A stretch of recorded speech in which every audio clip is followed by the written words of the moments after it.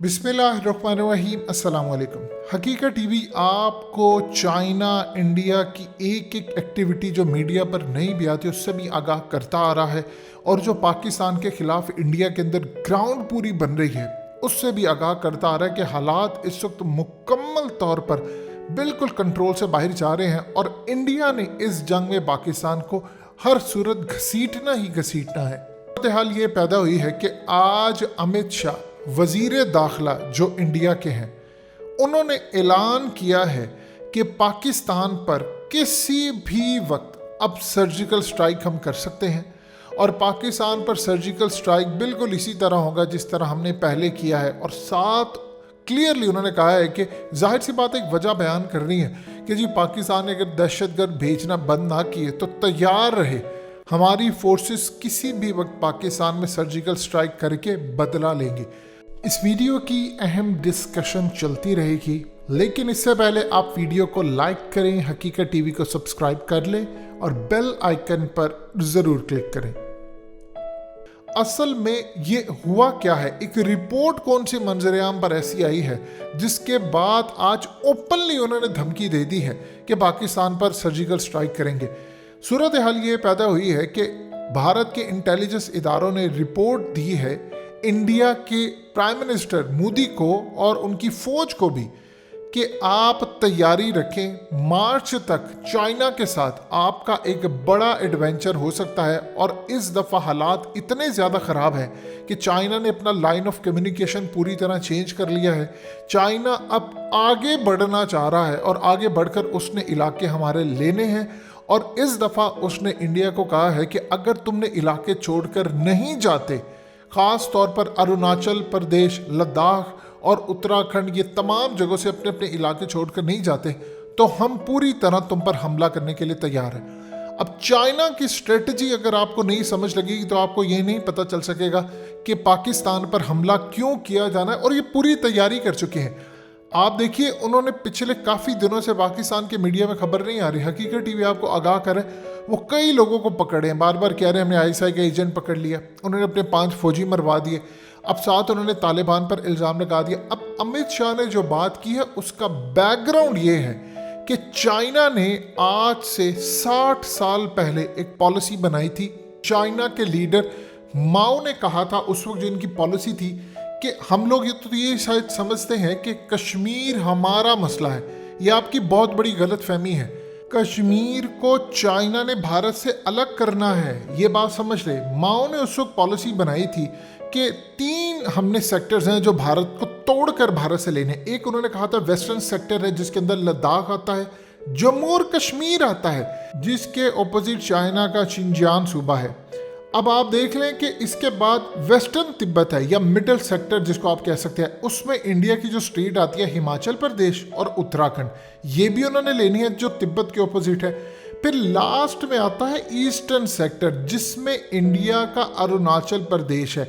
ये वो एरियाज हैं जो चाइना ने हर सूरत इंडिया से लेने हैं, और ये माओ ने फैसला किया था उस वक्त। आप इनकी सोच देखिए, कमाल लोग हैं ये, इन लोगों की सोच है। उस वक्त माओ ने कहा था कि जिस दिन हम इंडिया को तोड़ेंगे, ये स्टेट्स इंडिया से वापस लेंगे, उसी वक्त अमेरिका ताइवान कार्ड खेलेगा। लिहाजा हमें अपने आप को इतना मजबूत करना है कि हम अगले 50-60 साल बाद इस लेवल पर पहुंच जाए जहां पर हम इतने ताकतवर हो जाएं कि हम इंडिया को तोड़े।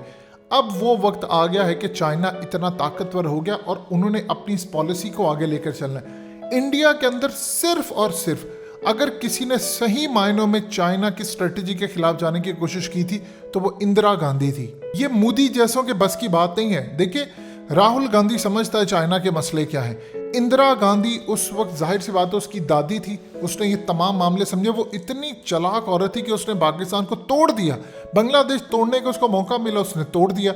और चाइना को काउंटर करने के लिए उसने अपने आर्मी चीफ से पूछा, बताओ कि चाइना के जो जितने भी एरियाज हैं उन पर बिल्डिंग्स बनाना शुरू कर दो, इंफ्रास्ट्रक्चर। तो उसने आर्मी चीफ ने कहा कि ये हमला कर देंगे हम पर। तो उसने पूछा एटमी हमला करेंगे?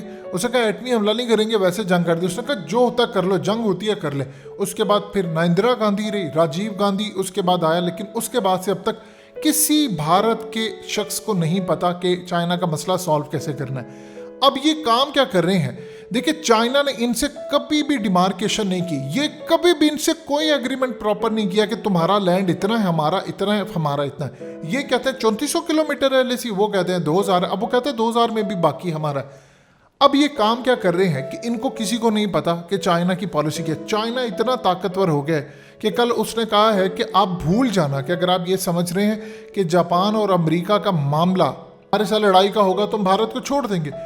अब वो कोशिश कर रहे हैं कि उन्होंने इंडिया के इलाके लेने हैं और इसीलिए उनकी आर्मी ने वार्निंग जारी की है कि लड़ाई होने वाली।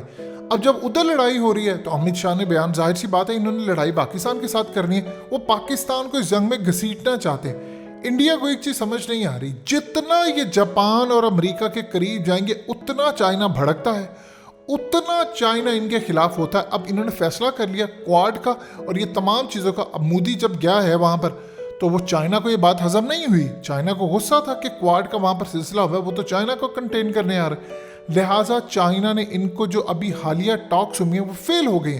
चाइना ने क्लियरली कह दिया है कि हमारे इलाके लेने के लिए ना हमने कश्मीर छोड़ना, और ये पाकिस्तान शायद समझ है कि कश्मीर उनका, कश्मीर उन्होंने अलग करना है। देखिए, बहुत सारे जो इलाके हैं वो शायद उन्होंने अपने साथ नहीं मिलाने, कश्मीर को चाइना ने अपने साथ नहीं मिलाना, लेकिन इंडिया से कम उसने अलग करना है। चाहे वो इंडिपेंडेंट चला जाए या पाकिस्तान के साथ शामिल हो, लेकिन वो इंडिया के साथ उसको शामिल नहीं होने देंगी। उनकी पॉलिसी का हिस्सा है, वो माओ के दौर से आ रहा है। अब इस वक्त सूरत हाल ये है कि भारत को कंफर्म हो चुका है कि लड़ाई पक्की है। देखिए, पिछले साल मामला डिफरेंट था।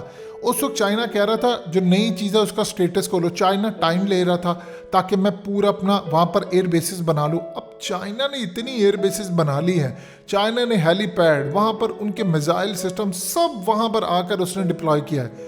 अब वो कह रहा है इंडिया को, ये नहीं कह रहा कि मैंने तुम्हारे जो इलाके फतह किए हैं अब उन इलाकों पर मैं आऊँगा। उसने कहा कि अब मैंने ये इलाके लिए, अब तुम्हारे वो इलाके भी लेने, तुम खाली कर लो नहीं तो जंग होगी।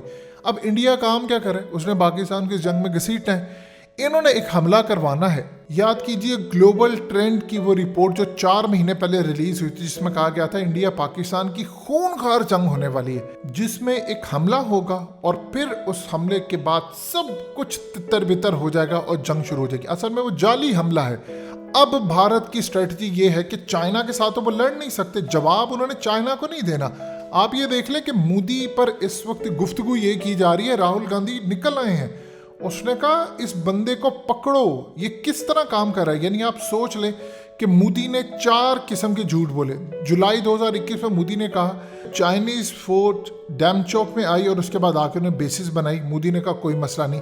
अगस्त में, सितंबर में और अब अक्टूबर में पहले 100 चाइनीज फौजी, फिर उसके बाद 10 एयर बेसिस और अब 200 उनके फौजी अरुणाचल प्रदेश में आए। लेकिन मोदी ये कह रहा है ना कोई घुसा है ना कोई घुसा हुआ है। अब उनको समझ आ गई है कि सर से पानी ऊपर चला गया है, तो लिहाजा पाकिस्तान को इस जंग में शामिल करो, हमला कराओ अपने मुल्क में, पाकिस्तान पर स्ट्राइक करो, जंग करो, अमेरिका को लेकर आओ इसमें, और अमेरिका जब आएगा ताइवान में लड़ाई होगी, हम पूरी तरह इस खत्ते के अंदर छा जाएंगे।